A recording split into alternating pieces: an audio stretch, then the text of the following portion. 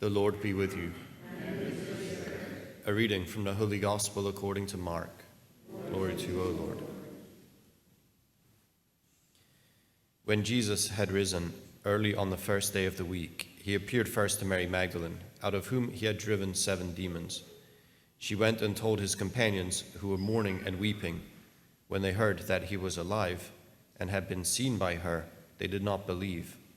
After this, he appeared in another form to 2 of them walking along on their way to the country. They returned and told the others, but they did not believe them either. But later, as the 11 were at table, he appeared to them and rebuked them for their unbelief and hardness of heart, because they had not believed those who saw him after he had been raised. He said to them, "Go into the whole world and proclaim the gospel to every creature." The gospel of the Lord.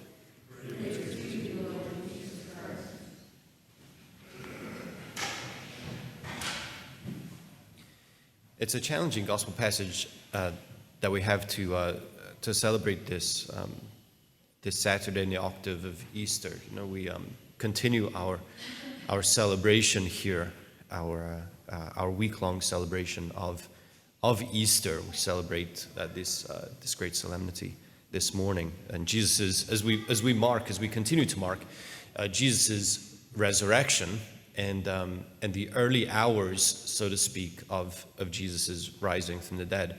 It's a challenging gospel passage for any number of reasons. One, because the writing here is so unlike Mark and is repetitive in ways that I don't just give us pause about whether or not this was actually part of Mark's original conclusion to his gospel. This is nothing, by the way.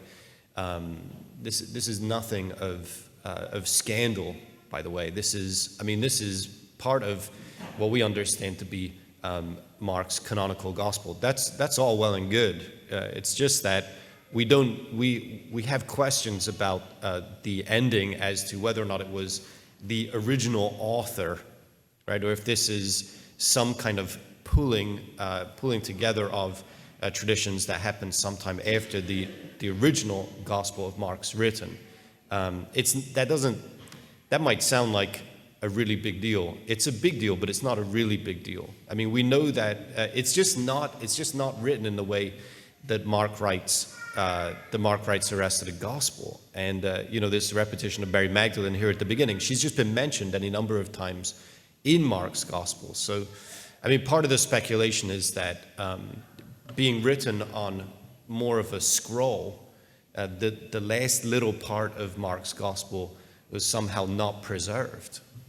And we have this kind of early reflection of the local Christian community to bring it to a conclusion, where otherwise it would end way too abruptly for us to really, to stomach it. It needs some kind of conclusion.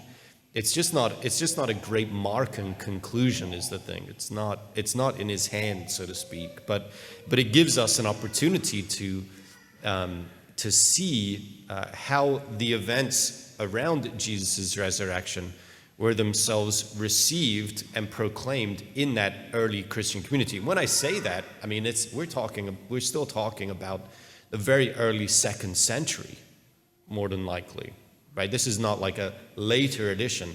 This is people who are themselves passing the manuscript around, so to speak, and receiving and making this story, this great occurrence, Jesus' resurrection, they're making it their own in every possible way. So it's good, it's not good, and it's good. It's good and it's not good, right? So that's part of the challenge that we have here. I'd say part of the other part of the challenge is actually the challenge itself.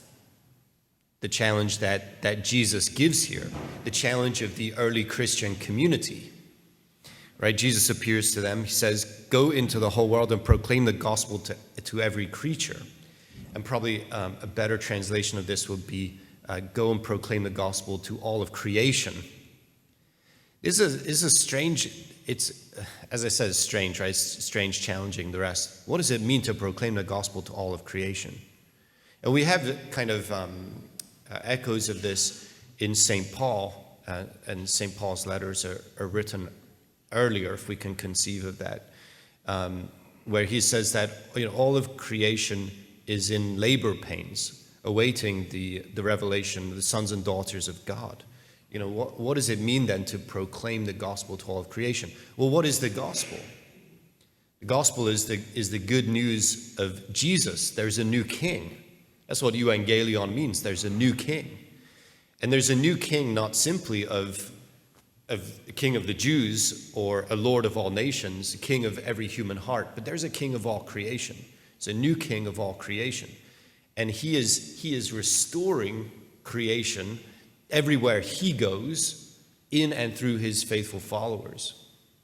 And this is our task. When we read the Genesis narratives of the beginning of the world, we're caused to bring in reflection out of that what the Catechism says is a creation of holiness and justice.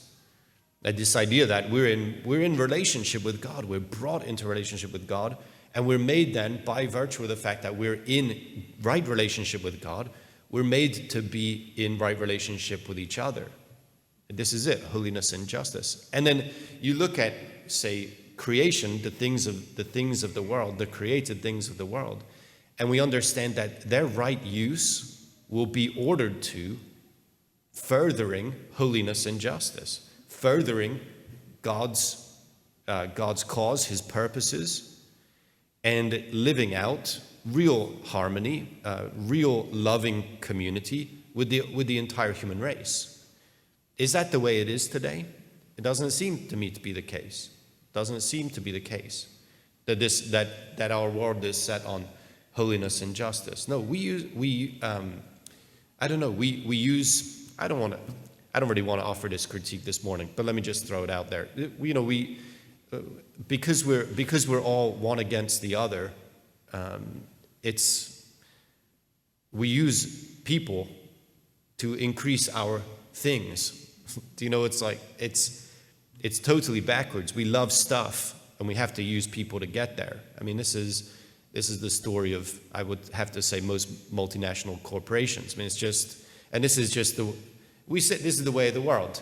You say, okay, Father, come on. We know what it is. This is how it is. But is it how it's supposed to be? It's not. And in the resurrection of Jesus, we have a new beginning to creation. We have a new creation. And it's significant. Go back and read the first reading again, right? What are the apostles, what are the charges that are being brought against the apostles? They healed a man. It's an act of new creation. God's renewing, restoring all of creation. And guess what? The people around them don't like that. They don't like that because it's not in their control. Right? There's a new power on the scene, and it goes beyond what any of them have.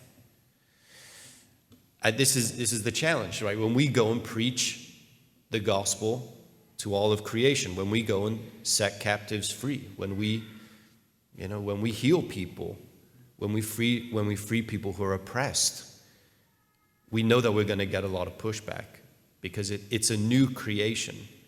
And the power of the new creation goes beyond that of the old. It's not a simple reshuffling of the old. Right? There's a new power at work. And what is that power? It is love. The animating force of new creation is love. And we have to give ourselves over to it. I understand there are any number of critiques of what I've just said, that the animating power of new creation is love, and that's the task that we have to be about. There's this kind of, love, is that enough? It sounds so airy. Well, if it sounds airy, then we're getting it wrong. Because love is our real commitment to the other for the sake of the other. What did you hear? What did you not hear in that? Me or I. Right? Accept that I have to give myself to the other for his or her sake. That's a big challenge. And it's not just a big challenge when you start to do it. It's a challenge that increases in demands by the day. Yeah? We have to give ourselves totally to that. We can only give ourselves totally to that project if we receive from God the life of self-gift itself, which is God's own life of love. That's what it is. And then as we live that out, as we live out lives of love, as we commit ourselves more and more to the demands of love, we realize, yeah, this has to go to the next level. This has to go to the next level. I have to be on the lookout for where the demands of love need to be met. Do you know, it's not like, okay, so I say, I'm gonna live that life of love the Father's been blabbering on about for 5 years. You know, like, I'm gonna try to live the demands of love. Okay, sit on my couch and see what comes to me. That's not love. That's not love. You don't get to stay in your own space. I mean, this is, right? What is the first part? Go into the whole world. Go into the whole world. He didn't say, sit back, wait for the world to come to you, then meet the demands of love for the people who come. No, go into the whole world. Go into the whole world. There's a new creation. We have to renew the face of the earth. And that means that not only do our whole heart, our whole life has to be transformed by love, by the love of God and his desire that we bring his love to life in the world, but we have to go out and love. That's evangelization, by the way.